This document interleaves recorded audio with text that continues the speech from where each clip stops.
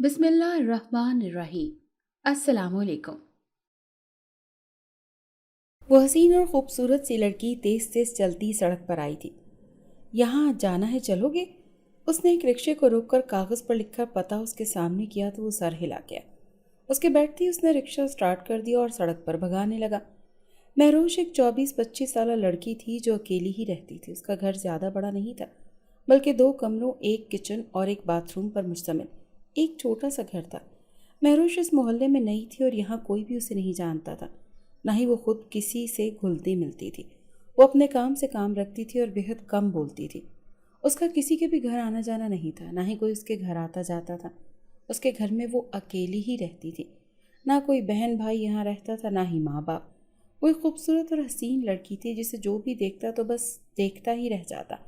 मोहल्ले के कई मनचले और दिल फेंक लड़के उस पर फरीफ्ता हो चुके थे, मगर उसने कभी किसी से बात करना तो दूर देखना तक गवारा नहीं किया था कि उसे इन सब में कोई दिलचस्पी ही नहीं थी। लेकिन वो आवारा लड़के फिर भी गली में बैठे उसको आते जाते निहारते रहते थे। आज भी वो अपने घर से निकलकर सर पर दुपट्टा ओढ़कर, एक बैग कांधे पर लटकाए और हाथों में एक फाइल पकड़े, नाक की सीध में बगैर इधर उधर देखे चलती चली जा रही थी कि अचानक एक लड़का उसके सामने आकर रुका। ओ जी, मैंने कहा कभी हमारी तरफ भी देख लिया कीजिए। उस लड़के की लोफराना बात सुनकर महरोश ने अपनी हरी आंखें उठाकर गुस्से से उस लड़के को देखा। जिस दिन मैंने तुम्हें देखा उस दिन दुनिया तुम्हें दिखाई देनी बंद हो जाएगी, इसलिए बेहतर है कि मुझे देखना और ख़ुद को देखने की फरमाइश बंद कर दो। महरोश ने सरसराते और पुरस्कार लहजे में कहा तो वो एकदम उछल कर पीछे हुआ, क्योंकि उसे महरोश की आंखों में देखकर अजीब सा खौफ का एहसास हुआ था, जिसकी वजह से उसका पूरा जिस्म कांप कर रह गया था। उसके पीछे हटते ही महरोश ने हुनकारा भरा और फिर रिक्शे में बैठकर अपनी मंजिल की जानिब रवाना हो गई। उसने एक कंपनी में आई थी जहां उसे जॉब के लिए इंटरव्यू देना था। वो अपनी बारी का इंतज़ार कर रही थी। वहाँ उसके अलावा भी कई लड़के और लड़कियाँ इंटरव्यू देने के लिए आए हुए थे। सब लड़के लड़कियाँ इंटरव्यू देकर वापस चलते जा रहे थे। सबसे आखिर में उसकी बारी आई तो वो बैग और फाइल संभाल कर उठी हुई और तेज़ी से इंटरव्यू वाले रूम में दाखिल हुई, जहाँ कुर्सी पर एक खूबसूरत सा वजीह लड़का बैठा हुआ था जिसकी उम्र तकरीबन 27 से 28 साल थी। उसने दरवाजे पर दस्तक देकर अंदर आने की इजाज़त ली तो उस लड़के ने सर उठाकर उसे देखा, मगर उसे देखते ही वो लड़का उसे देखता ही रह गया। जो बेहद खूबसूरत थी, गोरी रंगत, तीखी हरी आंखें और तीखे नकोश की हामिल, ऐसी खूबसूरत लड़की उसने शायद ही कभी ज़िंदगी में देखी हो। दिखने में वो कोई 23 या 24 साल की लग रही थी। आइए बैठिए। उस लड़के ने संभल कर उसे इजाज़त दी तो वो उसके सामने आकर कुर्सी पर बैठ गई और अपनी फ़ाइल उसके सामने बढ़ा दी जिसमें उसके तालीमी कागजात थे। वो लड़का एक सरसरी सी नज़र उन कागजात पर डालकर फ़ाइल बंद करके उसकी तरफ बढ़ गया। आपको सेलेक्ट कर लिया गया है, कल से आप हमारी कंपनी को ज्वाइन कर सकती हैं। ज्वाइनिंग लेटर आपके घर पहुंच जाएगा। उस लड़के ने कहा तो महरोश तंज़ी अंदाज में मुस्कुराई। बिना मेरा इंटरव्यू लिए मुझे सिलेक्ट कर लिया आपने, मिस्टर शहराम? क्या यहाँ की यही पॉलिसी है? महरोश ने तंज करने वाले अंदाज में पूछा। तुम्हें मेरा नाम कैसे मालूम? शहराम ने उसके सवाल को नज़रअंदाज करते हुए हैरत से पूछा। आप इस कंपनी के सीईओ हैं, जाहिर है आपका नाम सबको ही पता है। बाकी आपने मेरे सवाल का जवाब नहीं दिया। महरोश ने पुरएतमादी से जवाब देने के साथ एक बार फिर अपना सवाल दोहराया। यह हमारी कंपनी की पॉलिसी नहीं है, मगर आपके लिए मैंने ये पॉलिसी कुछ देर के लिए बदल ली है। शहराम ने उसके हसीन चेहरे की तरफ देखते हुए कहा तो वो उसकी नज़रों का मकसद और बात का मफहूम दोनों ही समझ गई, मगर जाहिर न होने दिया। ठीक है, आपका बहुत शुक्रिया, मैं कल से आ जाया करूँगी। महरोश इतना कहकर उठ खड़ी हुई और बाहर निकल गई। बाहर आने के बाद वो वापस घर की तरफ चल दी, जबकि उसके पीछे अपने ऑफिस में बैठा शहराम अब भी उसके बारे में ही सोच रहा था। उसे अपने लिए एक सेक्रेटरी की ज़रूरत थी जिसके लिए उसने इश्तिहार दिया था और इसी सिलसिले में आज इंटरव्यू रखे गए थे। महरोश से पहले वो एक लड़की को फाइनल कर चुका था और उसने सोच लिया था कि वो उसको अपनी सेक्रेटरी के तौर पर हायर करेगा, मगर महरोश को देखकर उसने अपना इरादा बदल लिया था, जिसकी वजह से महरोश की खूबसूरती थी। जिस लड़की को उसने हायर करने का सोचा था वो महरोश से अच्छा तालीमी रिकॉर्ड रखती थी, मगर वो महरोश की तरह बेहद हसीन नहीं थी। यही वजह थी कि बेहद हसीन महरोश को देखकर शहराम ने अपना इरादा बदल लिया था, क्योंकि उसे महरोश पसंद आ गई थी। शहराम अपने माँ बाप का बेहद लाडला बेटा था, जिसे हर चीज़ की इजाज़त थी। شہرام لوگ 2 بھائی تھے، ان کی کوئی بہن نہیں تھی۔ شہرام سے بڑا ایک بھائی تھا جو شادی شدہ تھا اور اس کے 2 بچے تھے۔ اس نے شادی اپنی مرضی اور پسند سے کی تھی، یعنی کہ ان کی لو میرج تھی۔ اس کی بیوی بے حد اچھی خوبصورت لڑکی تھی جو سب کے ساتھ بے حد پیار اور محبت سے پیش آتی تھی، جبکہ شہرام کا بڑا بھائی بھی بے حد اچھا تھا۔ شہرام نے تعلیم حاصل کرنے کے بعد ہی بزنس جوائن کر لیا تھا، اور اب اس بزنس کو وہ اور اس کا بڑا بھائی دونوں دیکھتے تھے، جس کو ان کے باپ نے پروان چڑھایا تھا۔ شہرام ایک ضدی، حسن پرست اور من موجی لڑکا تھا، جو ایک بار کوئی چیز ٹھان لیتا تو وہ کر کے ہی رہتا۔ چھوٹا ہونے کی وجہ سے وہ بے حد لاڈلا تھا۔ اس کے ماں باپ اور بھائی اس پر جان چھڑکتے تھے اور اس کی ہر خواہش بنا چون چرا کیے پوری کرتے تھے، جس کی وجہ سے وہ کافی حد تک ضدی اور ہٹ درم ہو گیا تھا۔ اس کے والد اور والدہ بھی بے حد نفیس لوگ تھے جن کے معاشرے میں ایک عزت تھی، اور یہ عزت ان کی اپنی کمائی ہوئی تھی۔ شہرام کے والد دن رات محنت کر کے اپنی اس کمپنی کو پروان چڑھایا تھا، اور اب وہ اس کمپنی کو شہرام اور اس کے بڑے بھائی کے حوالے کر چکے تھے۔ ان کا جو کچھ بھی تھا وہ ان کے دونوں بیٹوں کا ہی تھا۔ شہرام کی والدہ بھی ایک پڑھی لکھی اور سلجھی ہوئی خاتون تھی جو اپنے دونوں بیٹوں، بہو اور پوتوں سے بے حد محبت کرتی تھی۔ ان کا گھر خوشیوں اور امن کا گہوارہ تھا، جہاں وہ سکون اور اطمینان سے زندگی گزار رہے تھے۔ کمپنی میں موجود شہرام کا سیکرٹری کسی وجہ سے جاب چھوڑ گیا تھا، جس کی وجہ سے شہرام کو سیکرٹری کی اشد ضرورت محسوس ہوئی تھی۔ تبھی اب اس نے اپنے لیے ایک لیڈی سیکرٹری رکھی تھی، جبکہ پہلے اس کا سیکرٹری ایک لڑکا تھا جسے اس کے باپ نے اس کے لیے ہائر کیا تھا۔ میرج کو سیکرٹری کے طور پر ہائر کر کے وہ بے حد خوش تھا۔ تبھی اسی خوشی میں وہ جلدی ہی آفس سے اٹھ گیا تھا۔ آفس سے نکل کر وہ اپنے چند دوستوں کے ساتھ گھومنے پھرنے اور ڈنر کرنے کے لیے نکل گیا تھا، اور پھر اپنے دوستوں کے ساتھ ڈھیر سارا وقت گزار کر اور ڈنر کر کے وہ رات کو 9 بجے گھر پہنچا تھا، جب سب لوگ اپنے اپنے کمروں میں جا چکے تھے۔ وہ بھی سیٹی کی دھن بجاتا اپنے کمرے میں آ گیا اور کپڑے بدل کر ساری لائٹس بند کر کے ایک سائڈ لیمپ روشن کر کے وہ تیزی سے بستر پر لیٹ گیا کہ تھکاوٹ کی وجہ سے نیند اس پر حاوی تھی۔ کچھ ہی دیر میں وہ گہری نیند میں اتر چکا تھا اور پورے کمرے میں اس کی گہری سانسوں کی آواز سنائی دے رہی تھی۔ یہ رات کا نہ جانے کون سا پہر تھا جب اسے اپنے کانوں میں عجیب سا شور گونجتا ہوا محسوس ہوا۔ عجیب سی پھنکار بھری آواز تھی جو اسے اپنے بے حد قریب سے محسوس ہو رہی تھی، بالکل ایسے جیسے کوئی سانپ پھنکار رہا ہو، مگر اس کے ساتھ ہی ان پھنکاروں کی آوازیں پہلے سے زیادہ بڑھنے لگی۔ ہر طرف سے س کی آوازیں ابھر رہی تھی جو اسے نیند میں بھی خوف زدہ اور بے چین کر گئی۔ لاشعوری طور پر اس کے ماتھے پر پسینہ چمکنے لگا۔ اس سے پہلے کہ وہ اپنی آنکھیں کھولتا، اچانک اسے اپنی ٹانگوں پر کوئی چیز رینگتی ہوئی محسوس ہوئی، جس سے اسے اپنے جسم میں سرسراہٹ ہوتی محسوس ہونے لگی۔ وہ جو کوئی بھی چیز تھی اس کے سینے بازوں پر سے رینگتی ہوئی اب اس کے سینے پر بیٹھ چکی تھی۔ اسے جس کا بوجھ اپنے سینے پر محسوس ہو رہا تھا، اور جب یہ بوجھ پھنکاریں مزید بڑھنے لگیں تو تواتر سے سنائی دینے لگیں، تو اس نے جھٹ سے آنکھیں کھولی، مگر آنکھیں کھولتے ہی جب پہلی نگاہ اپنے پیٹ پر پڑی تو اس کی آنکھیں خوف سے پھیل گئیں، اور اس کا اوپر کا سانس اوپر اور نیچے کا سانس نیچے رہ گیا، کیونکہ اس کے سینے اور پیٹ کے درمیان والی جگہ پر ایک ناگ یا شاید ناگن پھن پھیلا کر بیٹھی تھی اور مسلسل اس کے چہرے کی طرف دیکھ رہا تھا۔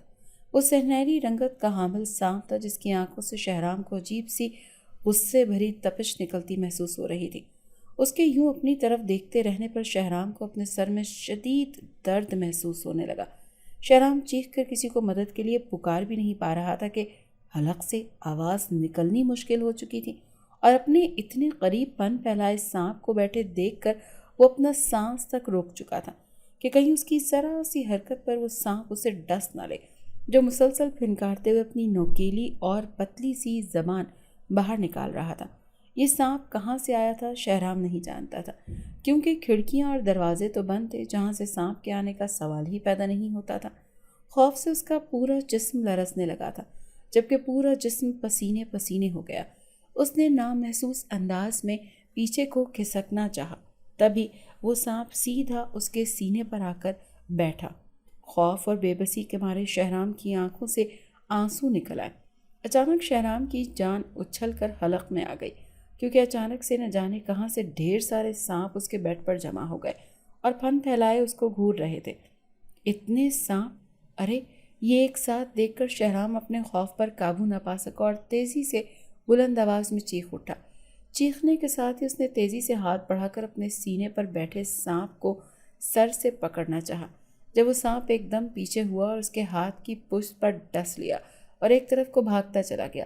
خوف اور تکلیف سے شہرام کے منہ سے نہ رکنے والی چیخوں کا سلسلہ شروع ہو گیا، جبکہ وہ سارے کے سارے سانپ نہ جانے کہاں غائب ہو گئے۔ اگلے ہی پل شہرام کے کمرے کا دروازہ دھڑام سے کھلا اور اس کے ماں باپ اور بھائی بھابھی اندر داخل ہوئے۔ بابا، مجھے سانپ نے کاٹ دیا، وہ چھوٹے بچوں کی طرح روتے ہوئے اپنا ہاتھ باپ کے سامنے کرتا ہوا بولا۔ تو وہ سب تڑپ اٹھے اور تیزی سے اس کی طرف بڑھ کر اس کا ہاتھ دیکھنے لگے، جہاں 2 چھوٹے چھوٹے سوراخ تھے جن سے خون نکل رہا تھا۔ انہوں نے شہرام کا ہاتھ دیکھا، جہاں کانٹے کا نشان تھا وہاں اس کا ہاتھ نیلا پڑ رہا تھا اور کافی سوج بھی گیا تھا۔ شہرام کا باپ اور بھائی اسے لے کر جلدی سے اسپتال کی طرف روانہ ہوئے۔ اس کی ماں بھی ساتھ تھی، جبکہ اس کی بھابھی بچوں کے پاس رک گئی تھی جو اپنے کمرے میں سو رہے تھے۔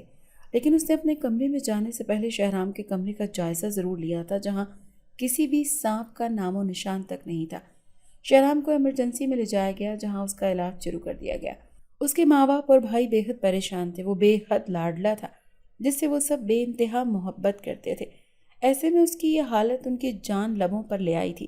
وہ سب باہر کوریڈور میں پریشانی سے ادھر ادھر ٹہل رہے تھے۔ ان کا بس نہیں چل رہا تھا کہ وہ ابھی جا کر شہرام کے اندر سے وہ زہر نکال دیتے جو سانپ کے کاٹنے سے اس کے اندر پھیلا تھا۔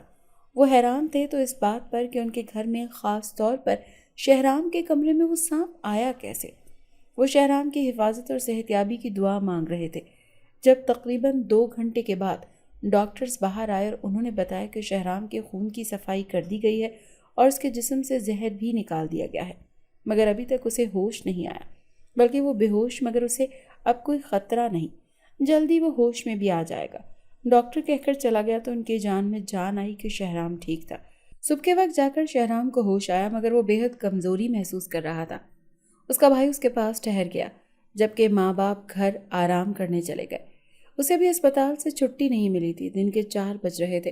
شہرام کا بھائی ڈاکٹر سے اس کے ڈسچارج کے سلسلے میں بات کرنے گیا تھا جب قدموں کی آہٹ پر شہرام نے آنکھیں کھول کر دروازے کی جانب دیکھا، مگر اس طرف نگاہ پڑتے ہی وہ سیدھا ہو کر بیٹھ گیا۔ اسے خوشگوار حیرت ہوئی کیونکہ آنے والی مہروش تھی، جس کے ہاتھوں میں تازہ گلاب کے پھولوں کا گلدستہ تھا جو وہ شاید نہیں یقیناً اسی کے لیے لائی تھی۔ تم یہاں؟ شہرام نے آپ سے تم تک کا سفر تیزی سے طے کیا تھا۔ جی، مجھے پتہ چلا تھا کہ آپ کی طبیعت خراب ہے تو خیریت پوچھنے چلی آئی۔ آپ کیسے ہیں آپ؟ مہروش نے پھولوں کا گلدستہ اس کی طرف بڑھا کر اس کی خیریت پوچھی تو وہ مسکرایا۔ اب بالکل ٹھیک ہو چکا ہوں۔ ویسے تمہیں کیسے پتہ چلا؟ شہرام نے خیر مقدمی مسکراہٹ لبوں پر سجا کر استفسار کیا۔ آفس سے ہی پتہ چلا، مہروش نے مختصر جواب دیا تو وہ سر ہلا گیا اور پھر مہروش سے چھوٹی موٹی باتیں کرنے لگا۔ کچھ دیر بعد اس نے مہروش سے اس کے گھر والوں کا پوچھا تھا، جس پر اس نے بتایا کہ اس کا اس دنیا میں کوئی بھی نہیں ہے، بلکہ وہ اپنے کرائے کے گھر میں اکیلی رہتی ہے۔ یہ سب جان کر شہرام کو افسوس ہوا۔ اس کے دل میں مہروش کے لیے نرم گوشہ پیدا ہو گیا تھا۔ پہلے پہل وہ اسے اچھی لگنے لگی تھی، مگر اب اسے لگ رہا تھا جیسے اسے مہروش سے محبت ہو گئی ہے۔ یہی وجہ تھی کہ وہ بے حد نرمی اور محبت سے اسے مخاطب کر رہا تھا۔ آدھے گھنٹے بعد شہرام کا بڑا بھائی آیا تو شہرام نے دونوں کا تعارف کروایا۔ اس کا بھائی بھی مہروش سے اچھے سے ملا تھا۔ کچھ دیر مزید بیٹھ کر مہروش گھر کے لیے نکل گئی تھی، جبکہ شہرام کو اس کا بھائی اسپتال سے چھٹی کروا کر گھر لے گیا تھا۔ گھر آ کر وہ سارا وقت آرام ہی کرتا رہا اور پھر رات کو بھی جلدی ہی سو گیا۔ شہرام کے بڑے بھائی نے شہرام کی بتائی یہ بات جب اپنے ماں باپ کو بتائی کہ شہرام کے کمرے میں 1 سے زیادہ سانپ تھے تو وہ بھی بے یقین رہ گئے کہ ایسا ممکن نہیں تھا۔ انہوں نے اسے شہرام کا خوف کے مارے کیا گیا گمان سمجھ کر جھٹلا دیا۔ اس کے کمرے میں 1 سانپ تو ہو سکتا ہے جو اسے ڈس کر بھاگ گیا تھا، مگر اتنے سانپ نہیں ہو سکتے، نہ اتنی جلدی کہیں غائب ہو سکتے ہیں۔ شہرام نے اگلے ہی دن آفس جانے کی ٹھان لی تھی، جس پر اس کے گھر والوں نے اسے منع کیا تھا، مگر وہ اپنے نام کا ایک ہی تھا، اپنی منوا کر ہی دم لیا۔ آفس جانے کی اس کی ایک ہی خاص وجہ تھی جو کہ مہروش تھی۔ وہ اس کے لیے آفس جا رہا تھا تاکہ اسے دیکھ سکے، کیونکہ اسے مہروش سے سچی محبت جو ہو گئی تھی۔ وہ آفس آیا تو مہروش ابھی نہیں آئی تھی، مگر جلد ہی اس کا انتظار ختم ہو گیا کیونکہ مہروش آفس آ گئی تھی۔ سارا دن وہ اسے اپنے چھوٹے موٹے کام کروانے کے بہانے اسے اپنے آفس میں بلاتا رہا تاکہ اسے اپنی نظروں کے سامنے رکھ سکے۔ اگر کسی کو اس کی ایسی حرکتوں کا پتہ چل جاتا تو کوئی بھی اسے مجنوں ہی سمجھتا، مگر اسے پرواہ نہیں تھی۔ لنچ کے وقت وہ مہروش کے ساتھ ایک میٹنگ کے لیے آفس سے نکلا تھا۔ اس کی کسی دوسری کمپنی کے مینیجر سے ایک ہوٹل میں میٹنگ تھی اور ایک سیکرٹری ہونے کی حیثیت سے مہروش بھی اس کے ساتھ ہی گئی تھی۔ وہ لوگ گاڑی میں بیٹھ کر تیزی سے اس ہوٹل کی جانب رواں دواں تھے جب اچانک ایک سنسان راستے سے گزرتے ہوئے شہرام نے تیزی سے گاڑی ایک جھٹکے سے روکی، جس سے مہروش کا سر ڈیش بورڈ سے ٹکراتے بچا۔ یہ کڑی دوپہر کا وقت تھا جہاں پر سر پر تیز دھوپ چھائی ہوئی تھی، جب ایک دکا گاڑیاں ہی سنسان علاقے سے گزرتی ہوئی جا رہی تھیں۔ شہرام تیزی سے گاڑی سے باہر نکلا اور آگے بڑھا۔ اسے دیکھا دیکھی مہروش بھی باہر آئی، جہاں وہ سڑک کے کنارے پر کھڑا زمین پر پڑے زخمی سانپ کا جائزہ لے رہا تھا۔ مہروش نے اس سانپ کی طرف دیکھا تو دم بخود رہ گئی، کیونکہ وہ سانپ جگہ جگہ سے زخمی تھا اور اس کے زخموں سے خون نکل کر زمین کو سرخ کرتا جا رہا تھا۔ یہ زخمی ہے لیکن زندہ ہے، شہرام نے پریشانی سے کہا تو اس کا چہرہ تکنے لگی۔ اسے جانوروں کے اسپتال لے جانا ہوگا، مگر ڈر ہے کہ یہ مجھے ڈس نہ لے، شہرام نے خوف سے لہجے میں کہا۔ یہ مرتا ہے تو مر جائے، تم کیوں پریشان ہو رہے ہو؟ سانپ تو مرتے رہتے ہیں، مہروش نے زخمی سانپ پر نظریں جماتے ہوئے کہا تو اس نے نفی میں سر ہلا دیا۔ مجھے جانوروں سے بے حد محبت ہے، چاہے وہ خطرناک ہی کیوں نہ ہو۔ اب جب یہ زخمی ہے تو میں کیسے اسے اس حالت میں چھوڑ دوں؟ شہرام نے بے چینی سے کہا تو اسے دیکھنے لگی، پھر جھکی اور اس زخمی سانپ کو اپنے ہاتھوں سے پکڑ کر اٹھا لیا جو نیم مردہ تھا، شاید زخمی تھا، تبھی اس نے مہروش پر حملہ نہیں کیا، جبکہ شہرام گھبرا گیا کہ کہیں وہ مہروش کو ڈس نہ لے۔ یہ زخمی ہے اسی لیے بے بس ہے، اب چلیں، مہروش نے سانپ کو اٹھا کر گاڑی کی طرف بڑھتے ہوئے کہا تو وہ سر ہلاتا گاڑی کی جانب بڑھ گیا اور پھر وہ ہسپتال کی طرف روانہ ہوئے۔ وہاں اس سانپ کی برہم پٹی کروائی اور پھر اسے اسی ڈاکٹر کی زیر نگرانی دے کر ہوٹل کی طرف روانہ ہوئے۔ راستے میں شہرام نے مہروش کو بتایا کہ اسے جانور بے حد پسند ہے اور وہ ان کو خطرے میں نہیں دیکھ سکتا، نہ ہی کبھی خود اپنے اسے نقصان پہنچا سکتا ہے، کیونکہ وہ جانتا ہے کہ زندگی پر ان کا بھی اتنا ہی حق ہے جتنا انسانوں کا۔ مہروش خاموش سی اس کی بات سنتی اور اس کی باتوں پر غور کرتی رہی۔ کچھ ہی دیر میں انہوں نے ہوٹل میں میٹنگ اٹینڈ کی اور پھر وہیں سے لنچ کر کے وہ آفس آ گئے۔ شہرام اسے آفس چھوڑ کر گھر چلا گیا کیونکہ اس کی طبیعت کچھ بگڑنے لگی تھی۔ مہروش آفس سے چھٹی ہونے کے بعد اپنے گھر کی طرف روانہ ہو گئی۔ وہ بھی اپنی گلی میں پہنچی تھی جب اچانک کسی نے اس کے منہ پر بدبودار رومال رکھا، جس سے آتی بو کو سونگھتے ہی اس کی آنکھوں کے سامنے اندھیرا چھا گیا اور پھر اگلے ہی لمحے وہ چکرا کر نیچے گر گئی۔ نہ جانے وہ کب تک اور کتنی دیر تک بے ہوش رہی، مگر جب اسے ہوش آیا تو اس نے خود کو ایک بوسیدہ سے کمرے میں پایا۔ یہ پرانا سا کمرہ تھا جس کا پینٹ جگہ جگہ سے اکھڑا ہوا تھا۔ ایک طرف ٹوٹی ہوئی کرسیاں اور سیمنٹ کے خالی بورے پڑے ہوئے تھے، ہر طرف گرد و غبار اور مٹی کا راج تھا جو اس کے حلق میں گھستی اسے کھانسی پر مجبور کر رہی تھی۔ وہ نہیں جانتی تھی کہ اسے یہاں کون لایا تھا، کیونکہ اس کی کسی سے بھی کوئی دشمنی نہیں تھی، مگر اتنا علم اسے بھی ہو چکا تھا کہ اسے اغوا کر لیا گیا ہے۔ وہ اس وقت ایک کرسی سے بندھی ہوئی تھی جس سے آزاد ہونا اس کے لیے مشکل کام نہیں تھا۔ تبھی وہ خود کو آزاد کرنے ہی لگی تھی جب کھٹکے کی آواز پر وہ سامنے کی طرف دیکھنے لگی، جہاں دروازہ کھل رہا تھا اور کوئی اندر داخل ہو رہا تھا، مگر اندر آنے والے کو دیکھتے ہی وہ ٹھٹک گئی۔ یہ تو وہی لڑکا تھا جو اسے آتے جاتے گھور کر دیکھتا تھا اور ایک دن اسی کا راستہ بھی روکتا تھا۔ اس کا نام رضوان تھا، مگر سب لوگ اسے راجو کے نام سے پکارتے تھے۔ کیوں لائے ہو مجھے یہاں؟ اس نے اسپاٹ انداز میں سامنے کھڑے راجو سے پوچھا۔ مہروش کے چہرے پر خوف دہشت کا شائبہ تک نہیں تھا، نہ ہی وہ خود کو اغوا کیے جانے پر پریشان نظر آ رہی تھی۔ وہ اسے بے حد گہری نظروں سے دیکھ رہا تھا۔ ایک آدمی ایک عورت کو کیوں اغوا کرتا ہے؟ اتنا بھی نہیں جانتی تم؟ راجو نے ہنستے ہوئے اسے سر سے پیر تک دیکھتے ہوئے کہا تو وہ لب بھینچ گئی کہ اس کی بات کا مطلب اچھے سے سمجھ آ گیا تھا اسے۔ میں تمہیں اغوا کر کے یہاں لایا ہوں اور استعمال کر کے پھینک دوں گا کہ کسی کو منہ دکھانے کے لائق بھی نہیں رہو گی۔ میرے دوستوں کے سامنے میری بے عزتی کی تھی نا تم نے، ان کے سامنے مجھے یہ کہہ کر ذلیل کیا تھا نا کہ جس دن تم نے مجھے دیکھ لیا اس دن مجھے دنیا دکھائی دینی بند ہو جائے گی۔ تمہاری اتنی اوقات ہے کہ تم مجھے نقصان پہنچا سکو؟ راجو نے ایک دم بھڑک کر کہا تو وہ پراسرار انداز میں مسکرائی۔ میں نے جو کہا تھا وہ سچ کہا تھا، تمہیں سچ میں دنیا دکھائی دینا بند ہو جائے گی، بلکہ تم اس دنیا سے ہی کوچ کر جاؤ گے، مہروش نے استہزائیہ انداز میں کہا تو اس کی مسکراہٹ دیکھ کر راجو غصے سے پاگل ہو گیا اور تیزی سے اس کی طرف لپک کر اس کے بال زور سے دبوچے۔ مہروش کی مسکراہٹ اسے مزید غصہ دلا رہی تھی جو اس سے بالکل بھی نہیں ڈر رہی تھی۔ ابھی جب میں اور میرے دوست تمہارا حشر نشر کریں گے نا تو تمہاری یہ مسکراہٹ اپنے آپ غائب ہو جائے گی۔ راجو نے غصیلے لہجے میں کہا تو وہ قہقہ لگا گئی، جس پر راجو نے اچنبھے اور حیرت سے اسے گھورا، مگر مہروش کی جلتی اور چمکتی ہری آنکھوں میں دیکھ کر ٹھٹکا۔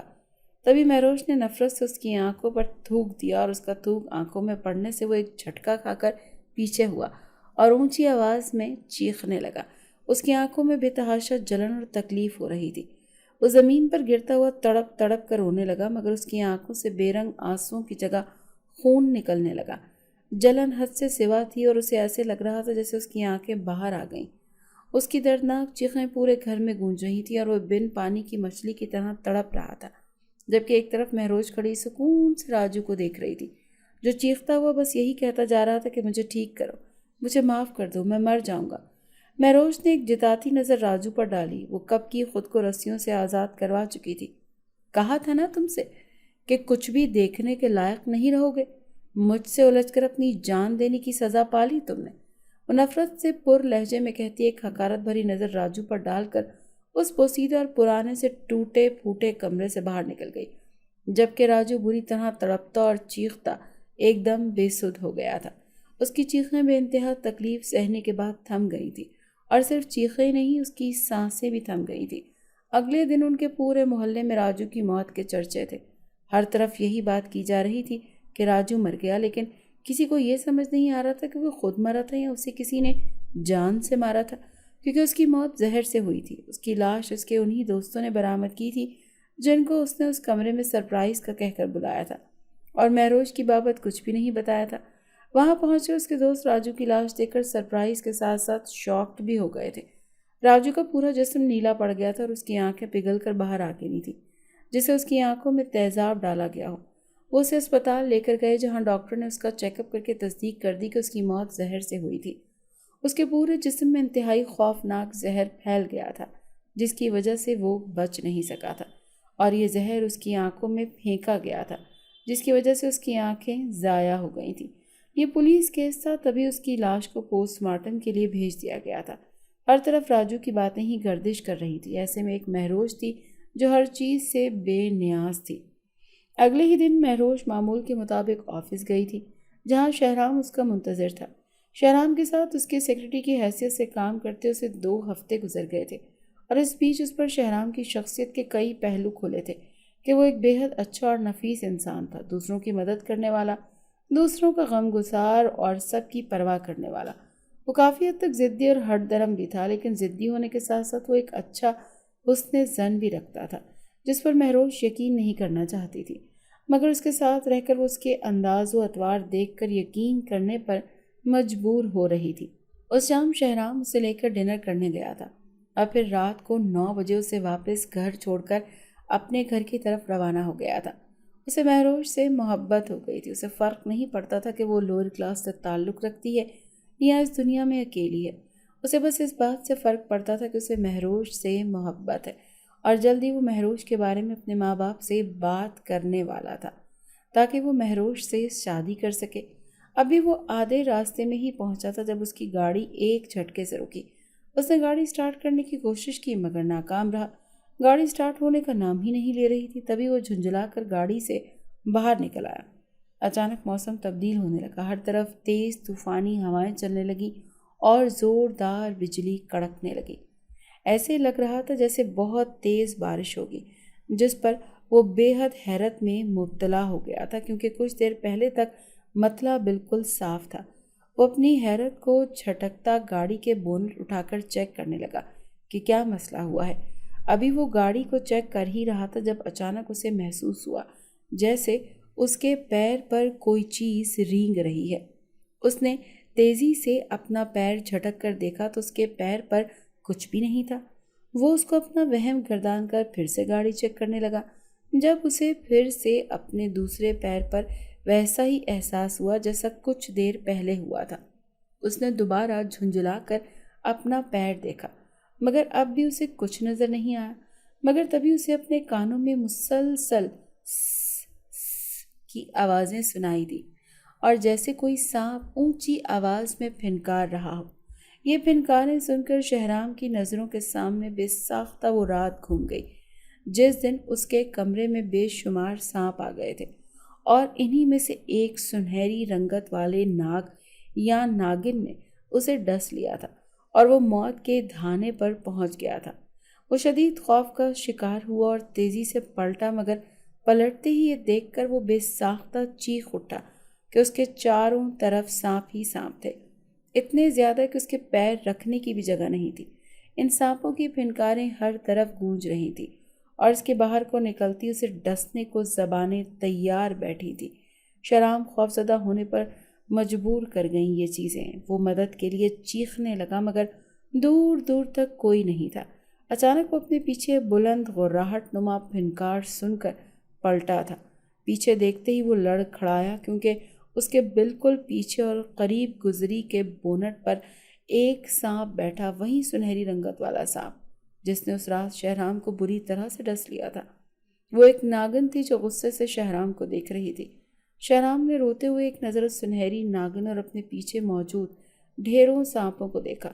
میں نے کیا بگاڑا ہے تمہارا؟ کیوں میرے پیچھے پڑ گئی ہو؟ کیوں تم سب مجھے جان سے مار دینا چاہتے ہو؟ بے بسی کے مارے وہ ان سانپوں میں گھرا روتا ہوا پوچھنے لگا، یہ جاننے کے باوجود کہ وہ سانپ تھے جو جواب نہیں دے سکتے تھے کیونکہ وہ بول نہیں سکتے تھے۔ مگر ان کی حیرت کی انتہا نہ رہی جب اچانک بونٹ پر بیٹھی وہ سنہری رنگت والی ناگن لمبی ہونے لگی اور پھر اس کی اوپری دھڑ انسانی لڑکی میں بدل گیا جو بے حد خوبصورت تھی، جبکہ نچلا دھڑ ناگن کا ہی تھا اور وہ اپنی دم پر کھڑی تھی۔ خوف سے شہرام کی زبان گنگ ہو گئی اور وہ بے یقینی سے اس لڑکی نما ناگن کو دیکھنے لگا جس کے آدھے چہرے پر سانپ کی کھال یعنی کہ اس کی جلد چمک رہی تھی۔ تم نے کیا کیا ہے؟ یہ تم پوچھ رہے ہو؟ تم نے میرے شوہر کو مارا ہے۔ تمہاری وجہ سے میں نے اپنے شوہر کو کھو دیا، صرف تمہاری وجہ سے، وہ سنہری ناگن چیخ کر بولی تو شہرام گنگ سا نفی میں سر ہلا گیا، آواز جیسے حلق میں پھنس گئی تھی۔ تم نے میرے شوہر کو مارا ہے، اب میں تمہیں مار کر اپنے شوہر کی موت کا بدلہ لوں گی، تو ہی مجھے سکون ملے گا۔ اس ناگن نے گرج کر کہا، نہیں، مجھے مت مارو، میں نے کسی کو نہیں مارا، نہ ہی میں مار سکتا ہوں، میرا یقین کرو۔ اس نے اس ناگن کو یقین دلانے کی ایک اور کوشش کرنی چاہی۔ جھوٹ مت بولو، تم ہی نے میرے شوہر کو جان سے مارا ہے۔ ایک ناگ یا ناگن کو جب کوئی مارتا ہے تو اس مارنے والے کی شکل اس ناگ یا ناگن کی آنکھوں میں محفوظ ہو جاتی ہے، اور جب تم نے میرے شوہر کو مارا تھا تو تمہاری شکل میری شوہر کی آنکھوں میں محفوظ ہو گئی تھی، اور اس کی آنکھوں سے تمہاری شکل کو میں نے اپنی آنکھوں میں محفوظ کر لیا، اور اب میں تمہیں مار کر اپنے شوہر کی موت کا بدلہ لوں گی۔ اس ناگن نے کہا تو حیرت سے اس کی آنکھوں میں جھانکنے لگا جو ہرے رنگ کی تھی اور ان سے عجیب سی ایک قسم کی پراسرار سی روشنی پھوٹ رہی تھی۔ ایک عجیب سی لپک شہرام کو اپنی طرف لپکتی محسوس ہوئی، مگر یہ دیکھ کر اسے حیرت کا جھٹکا سا لگا کہ اس ناگن نے آنکھوں میں اس کی تصویر موجود تھی، اور یہ کب کی تصویر تھی اسے اچھے سے یاد آ گیا۔ وہ بے ساختہ پیچھے کو کھسکا اور بولا کہ میں نے تمہارے شوہر کو نہیں مارا، مگر ابھی وہ اسے کہہ ہی رہا تھا جب اچانک وہ ناگن پھنکارتی ہوئی اپنے ناگن والے روپ میں آئی اور تیزی سے اس کے بازو پر ڈس لیا۔ سوئی کی سی چبھن شہرام کو اپنے بازو پر محسوس ہوئی اور وہ تیزی سے لڑکھڑاتا ہوا نیچے گرا۔ اس کے اچانک ڈسنے سے وہ اپنی بات بھی مکمل نہیں کر پایا تھا کہ ناک سے خون نکلنے لگا اور وہ بری طرح تڑپنے لگا۔ اسے تڑپتے دیکھ کر سارے ناگ اور ناگنیں تیزی سے وہاں سے چلے گئے، جبکہ وہ ناگن اپنے آپ انسانی روپ میں آ کر اس کے پہلو میں کھڑی تھی، جہاں شہرام آنکھیں بند کیا بن آپ کی مچھلی کی طرح تڑپتا ہوا کرا رہا تھا۔ اس ناگن کی آنکھوں سے ایک آنسو ٹوٹ کر نکلا اور وہاں سے جانے لگی۔ جب شہرام کے منہ سے نکلا نام سن کر رکی۔ وہ اس کے قریب آئی تو غور سے سننے پر معلوم ہوا کہ وہ بار بار مہروش کا نام لے رہا تھا۔ نہ چاہتے ہوئے بھی وہ پھوٹ پھوٹ کر رو دی تھی۔ شہرام کی آنکھ شدید درد کے سبب کھلی تھی۔ اسے اپنی آنکھوں کے سامنے دھندلاہٹ سی محسوس ہو رہی تھی، جس کی وجہ سے اسے کچھ بھی صاف طور پر نظر نہیں آ رہا تھا۔ اس نے اٹھنے کی کوشش کی تو کمزوری کے باعث اٹھ نہ سکا اور نڈھال ہو کر واپس تکیے پر گر گیا۔ جب وہ سارا منظر دیکھنے کے قابل ہوا تو یہ دیکھ کر حیران رہ گیا کہ اس کے پاس مہروش بیٹھی ہوئی تھی اور شاید وہی اسے یہاں لائی تھی۔ اس کے پوچھنے پر مہروش نے بتایا کہ وہ اپنا فون اس کے گھر بھول آیا تھا۔ وہ رکشے پر بیٹھ کر اسے اس کا فون دینے آ رہی تھی جب راستے میں اسے بے ہوش پایا اور پھر وہ اسے اسپتال لے آئی۔ شہرام نے اس کا شکریہ ادا کیا اور کہا کہ مجھے نہیں پتا کہ مجھے کب موت آ جائے گی، اسی لیے میں تمہیں بتانا چاہتا ہوں کہ میں تم سے بہت محبت کرتا ہوں۔ اس کی بات سن کر مہروش کی آنکھوں میں آنسو آ گئے۔ مجھے بھی آپ سے محبت ہے، اس نے روتے ہوئے کہا۔ تو پھر رو کیوں رہی ہوں؟ شہرام نے پریشانی سے پوچھا۔ اس کے جواب پر وہ خوش ہوا تھا مگر اس کے رونے پر پریشان، کیونکہ میں آپ سے محبت نہیں کرنا چاہتی تھی، کیونکہ مجھے آپ سے نفرت تھی، مہروش ہذیانی انداز میں چلا کر کہتی باہر نکل گئی تھی۔ شہرام کچھ دیر الجھ کر اس کی بات پر غور کرتا رہا مگر پھر یہ سوچ کر کہ وہ مذاق کر رہی ہے، وقت گزاری کے لیے لیٹ کر فون پر فلم دیکھنے لگا، اور اتفاق سے یہ ناگن والی ہی فلم تھی۔ رات کے منظر اور اس ناگن کو سوچ کر وہ یہی فلم اونچی آواز میں کر کے دیکھنے لگا۔ جب بین بجانے والا سین آیا تبھی مہروش کمرے میں داخل ہوئی مگر شہرام کا دھیان اس پر نہیں تھا۔ بین کی آواز سن کر مہروش کی آنکھیں خود بخود بند ہونے لگیں اور وہ جھومنے لگی، اور جھومتے جھومتے وہ کمرے کے وسط میں آ گئی۔ اس کا چہرہ سنہرے رنگ میں چمکنے لگا تھا۔ وہ گول گول گھوم کر رقص کرنے لگی جبکہ شہرام حیرت سے اسے جھومتے ہوئے دیکھ رہا تھا، جو بے حد بے خود ہو گئی تھی۔ بین کی آواز اب پورے کمرے میں گونج رہی تھی اور وہ اس آواز پر ہاتھ اپنے سر پر رکھے ناگن کی طرح رقص کرنے لگی۔ شہرام اس سے پہلے کہ اسے روکتا اچانک اس کا روپ بدلا اور وہ ایک سنہرے رنگ کی ناگن میں تبدیل ہو گئی۔ شہرام کے منہ سے دبی دبی سی چیخ نکل گئی کیونکہ یہ تو وہی ناگن تھی جس نے 2 بار اسے ڈسا تھا، یعنی وہ ناگن کوئی اور نہیں مہروش تھی، وہی مہروش جس سے وہ محبت کرتا تھا۔ لیکن یہ ناگن جب انسانی روپ میں اس کے سامنے آئی تھی تو اس کا چہرہ اور تھا، صرف آنکھیں مہروش جیسی تھی۔ اس کی آنکھوں سے آنسو بہنے لگے کہ جس لڑکی کو اس نے چاہا وہ انسان نہیں بلکہ ایک ناگن تھی، اور وہ بھی اس کی جان کی دشمن۔ اچانک بین کی آواز بند ہو گئی تو مہروش ناگن زمین پر چت لیٹ گئی اور پھر کچھ دیر یوں ہی پڑی رہی، اور پھر آہستہ آہستہ وہ اپنے انسانی روپ میں واپس آنے لگی۔ وہ شہرام کے سامنے کھڑی ہوئی تو اس کا نچلا دھڑ ناگن کا تھا جبکہ پیٹ سے اوپر والا دھڑ انسان کا تھا، اور چہرہ مہروش کا ہی تھا۔ شہرام کو اب سمجھ آیا تھا کہ اس نے شہرام سے محبت کے ساتھ نفرت کا اظہار کیوں کیا تھا، کیونکہ اسے لگتا تھا کہ شہرام نے ہی اس کے شوہر کو مارا ہے۔ مجھے تم سے نفرت ہے شہرام، نفرت ہے۔ تم نے میرے شوہر کو مارا تھا، تم میرے دشمن تھے مگر مجھے اپنے دشمن سے ہی محبت ہو گئی۔ اب بتاؤ کہ میں کیا کروں؟ مہروش نے اسے دیکھ کر پوچھا جو ساکت سا اسی کو دیکھ رہا تھا۔ یقیناً اس کے وہم و گمان میں بھی نہیں ہوگا کہ وہ جس لڑکی سے محبت کرتا تھا وہ ایک ناگن تھی۔ وہ اب اس سے حقیقت نہیں چھپا سکتی تھی کیونکہ وہ اس کے سامنے اپنی اصلیت انجانے میں کھول چکی تھی اور اب چھپا بھی نہیں سکتی تھی۔ تم غلط بندے سے انتقام لیتی رہی ہو مہروش، میں تم سے محبت کرتا ہوں، سچی محبت، اور میں قسم کھا کر کہتا ہوں کہ میں نے تمہارے شوہر کو نہیں مارا۔ شہرام نے بے بسی سے پھر سے انکار کرتے ہوئے کہا تو وہ چونکی، مگر میرے شوہر کی آنکھوں میں تمہاری تصویر تھی کیونکہ تم نے ہی اسے مارا تھا، مہروش نے چیخ کر کہا۔ اس کے نگاہوں کے سامنے وہ منظر گھوم گیا جب اس کے شوہر کی موت ہوئی تھی اور اس نے خود سے وعدہ کیا تھا کہ وہ اپنے شوہر کی موت کا بدلہ لے گی۔ نہیں، ایسا نہیں ہو سکتا، تم مجھے چھوڑ کر کیسے جا سکتے ہو؟ اپنے سامنے نظر آتی اپنے ناک شوہر کی لاش کو دیکھ کر وہ بے ساختہ اونچی آواز میں چیختی بڑبڑا کر رونے لگی تھی۔ اس کی آہیں اور سسکیاں اس ویرانے میں گونجنے لگی تھی اور اس کو ہذیانی انداز میں روتے دیکھ کر ہوائیں اور ارد گرد موجود ہر شے مزید اداس ہو گئی تھی، جیسے اس کے غم پر غمگین ہو گئی تھی۔ اس کے سامنے اس کے شوہر کی لاش پڑی ہوئی تھی جس کی لاش کے ارد گرد بے تحاشا خون پھیلا ہوا تھا۔ اس کے شوہر کا سر بری طرح کچلا گیا تھا جس کی وجہ سے وہ موت کے منہ میں پہنچ گیا اور موت نے اسے اپنے پنجے میں دبوچ لیا۔ اس کے شوہر کے جسم کے کئی حصوں پر گہری چوٹیں آئی ہوئی تھیں جن سے اب بھی خون بہتا جا رہا تھا، اور وہ خون اس کے ارد گرد موجود زمین کو سرخ رنگت سے رنگتا جا رہا تھا۔ وہ کافی دیر اپنے شوہر کی لاش کے پاس بیٹھی بین کرتی رہی اور پھر کچھ دیر میں اس کے بین اور رونے کی آوازیں سن کر اس کے رشتہ دار، بہن بھائی، ماں باپ اور اس کے شوہر کے گھر والے بھی وہاں جمع ہوتے گئے۔ سبھی اس کے شوہر کی موت پر غمگین تھے اور بے تحاشا رو رہے تھے۔ اس کے ارد گرد بے شمار ناگ اور ناگنیں اس کے غم میں شریک ہونے آئی تھیں۔ اس نے اپنے شوہر ناگ کی آنکھوں میں اسے جان سے مارنے والی کی تصویر دیکھ لی تھی۔ کچھ دیر بعد اس کے شوہر کو سپرد خاک کر دیا گیا اور اس کے اس ویرانے میں درخت کے نیچے قبر بنا دی گئی۔ سب لوگ جیسے آئے تھے ویسے ہی چلے گئے مگر وہ اب بھی بیٹھی اپنے شوہر کی موت کا غم منا رہی تھی۔ اچانک آسمان پر موسم بدلنے لگا اور ہر طرف کالے بادل چھا گئے۔ اس سے پہلے کہ وہ اٹھتی اور وہاں سے جاتی موسلا دھار بارش ہونے لگی اور وہ اس بارش میں بری طرح بھیگنے لگی۔ اس کے آنسو اس بارش کے پانی میں گم ہوتے گئے۔ میں اپنے آپ سے یہ وعدہ کرتی ہوں کہ اپنے شوہر کی موت کا بدلہ ضرور لوں گی۔ میں اپنے شوہر کی موت کو یوں ہی جانے نہیں دوں گی بلکہ اپنے شوہر کو جان سے مارنے والے کو بھی ایسی ہی موت دوں گی۔ اس نے اپنے آپ سے وعدہ کیا تھا اور اس کے بعد وہ شہرام کے پیچھے پڑ گئی کیونکہ اس کے شوہر کی آنکھوں میں شہرام کی ہی تصویر تھی، مگر اسے مارتے مارتے وہ اسے بچا چکی تھی۔ اس کا شہرام کی زندگی میں آنے کا مقصد محض شہرام کو مارنا ہی تھا جو اس کا دشمن تھا، مگر وہ اپنے دشمن سے ہی محبت کر بیٹھی تھی۔ تبھی جب اس نے رات کو اسے ڈسا تھا تو اسے تڑپتے دیکھ اسپتال لے آئی تھی، جہاں آ کر اس کی جان بچ گئی تھی۔ مہروش جو اپنے خیالوں میں گم تھی، شہرام کی آواز پر ہوش میں آئی۔ میں اور میرا دوست ایک جنگل کے ویران حصے سے گزر رہے تھے۔ ہم گاڑی میں تھے اور کسی جگہ جا رہے تھے جب اس کی نظر ایک ناک پر پڑی۔ اس کے منہ میں ایک نگینہ تھا جو نہ جانے کیا تھا، مگر میرے دوست کو لگتا تھا کہ یہ سانپ کا نگینہ ہوتا ہے اور جس کے پاس بھی ہوتا ہے اس کی ہر خواہش پوری ہوتی ہے۔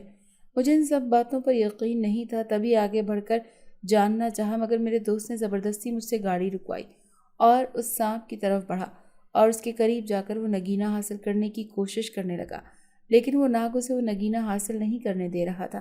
میں اس کے پیچھے بھاگا تاکہ اسے روک سکوں، مگر تب تک میرا دوست اس کے سر کو بھاری پتھر سے کچل چکا تھا اور اس کے تڑپتے جسم پر ضربیں لگا رہا تھا۔ بھاری پتھر تلے اس سانپ کا سر چھپ گیا تھا، جبکہ باقی جسم بری طرح تڑپ رہا تھا۔ میں نے اپنے دوست کو دور دھکیلا۔ مجھے لگا کہ اگر میں اس کا علاج کرواؤں گا تو وہ بچ جائے گا، مگر جیسے ہی میں نے وہ پتھر اس کے سر سے ہٹایا اس نے مجھے دیکھا اور پھر مر گیا۔ شاید تبھی اس نے مجھے اپنا قاتل مان کر میری تصویر کو اپنی آنکھوں میں قید کر لیا۔ وہ موتی ٹوٹ کر بیکار ہو چکا تھا، جس پر میرا دوست اس موتی پر اور میں اس ناک کی موت پر افسوس کرتے وہاں سے اپنی منزل کی طرف روانہ ہو گئے۔ شہرام نے پوری بات بتائی۔ ساری بات سن کر مہروش کا خون کھول اٹھا اور ساتھ ہی اسے شرمندگی بھی ہوئی۔ تمہارا وہ دوست کدھر ہے؟ مجھے اسے اپنے شوہر کی موت کا بدلہ لینا ہے، مہروش نے سخت لہجے میں کہا تو وہ گہرا سانس بھر گیا۔ اس کی اگلے دن ہی ایکسیڈنٹ میں موت ہو گئی تھی، شہرام نے افسردہ سے لہجے میں بتایا۔ تو مہروش نے اسے دیکھا۔ میں کیسے مان لوں کہ تم سچ کہہ رہے ہو؟ مہروش نے شک بھرے لہجے میں پوچھا۔ تو مجھے مار دو، پھر شاید تمہیں یقین آ جائے۔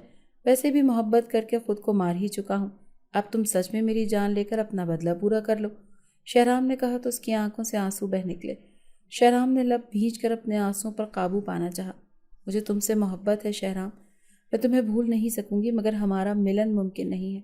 بہتر ہے تم سب کچھ بھول کر اپنی زندگی میں آگے بڑھ جاؤ، مہروش نے بھیگے لہجے میں کہا۔ اتنا آسان نہیں ہوتا، مگر میں کوشش کروں گا کہ تم سے محبت کرنا چھوڑ دوں، مگر محبت نہ صحیح، ہم دوست تو بن سکتے ہیں نا؟ شہرام نے پوچھا تو وہ نم آنکھوں سے مسکرا کر سر ہلا گئی۔ میں تم سے ملنے آتی رہوں گی، ہم اب دوست ہیں اسی لیے، اور میں نے دوبارہ تمہاری جان لینی چاہی، اس کے لیے مجھے معاف کر دینا، کیونکہ مجھے حقیقت کا اندازہ نہیں تھا، مہروش نے سنجیدگی سے کہا تو وہ سر ہلا گیا۔ مہروش وہاں سے جلدی اپنے قبیلے میں لوٹ گئی۔ شہرام بھی صحت یاب ہو کر گھر آ گیا، مگر وہ مہروش کی محبت دل سے نہیں نکال سکا، جو اسے دشمن سمجھتی تھی، مگر اسی سے محبت کر بیٹھی۔ شہرام کی شادی ہو چکی تھی اور اس کی بیوی بھی بے حد خوبصورت تھی، جس کے ساتھ شہرام خوش تھا۔ مہروش کبھی کبھار اس سے ملنے انسانی روپ میں آتی رہتی تھی، جس پر شہرام مطمئن ہو جاتا تھا۔ مہروش اس کو کبھی اپنے دل سے نکال نہیں پائی تھی۔ وہ بدلہ لینے گئی تھی، مگر اپنے ہی دشمن سے محبت کر بیٹھی تھی، لیکن وہ بھی اپنی زندگی میں آگے بڑھ گئی تھی کہ یہی دونوں کے لیے بہتر تھا۔ اگر آپ کو آج کی ہماری کہانی پسند آئی ہے تو اسے لائک کیجیے اور اپنے پیاروں کے ساتھ شیئر کیجیے۔